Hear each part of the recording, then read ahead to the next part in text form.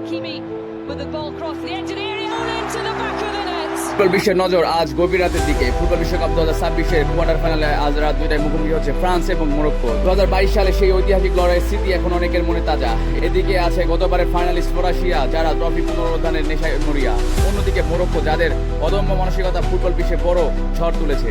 আজকের এই লড়াই কি শুধু ফ্রান্সের আধিপত্যের গল্প, নাকি মরক্কো গড়বে নতুন ইতিহাস? চলুন বিশ্লেষণ করা যাক। শুরুতেই ফ্রান্সের দিকে আসা যাক। ফ্রান্স মানে তারকা খচিত শক্তিশালী এক লাইন আপ। তাদের আক্রমণ ভাগের প্রতিটি খেলোয়াড় একাই ম্যাচের মোড় ঘুরিয়ে দিতে সক্ষমতা রাখে।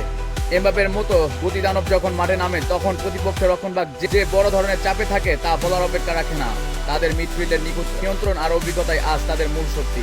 তবে মরক্কোকে হালকাভাবে নেওয়ার কোনো সুযোগ নেই। তাদের সবচেয়ে বড় শক্তি হলো তাদের জমাট রক্ষণভাগ এবং গোলরক্ষকের অবিশ্বাস্য দক্ষতা। তারা যেন দেওয়াল হয়ে দাঁড়িয়ে যায় প্রতিপক্ষের সামনে।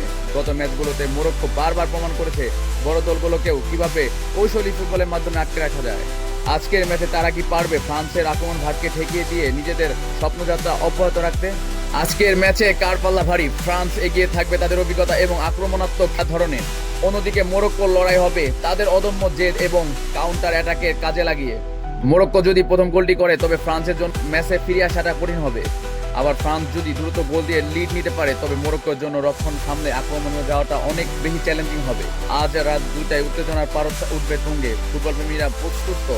আপনাদের মতে আজকের ম্যাচে কে জিতবে? ফ্রান্সের জয়রথ কি সেমিফাইনালে ছুটবে, নাকি মরক্কো আবারও একটি অঘটন ঘটিয়ে বিশ্বকে চমকে দেবে? আপনার মতামত অবশ্যই কমেন্ট বক্সে জানান। আর বিশ্বকাপের এমন সব আপডেট পেতে আমাদের সাথেই থাকুন। ধন্যবাদ।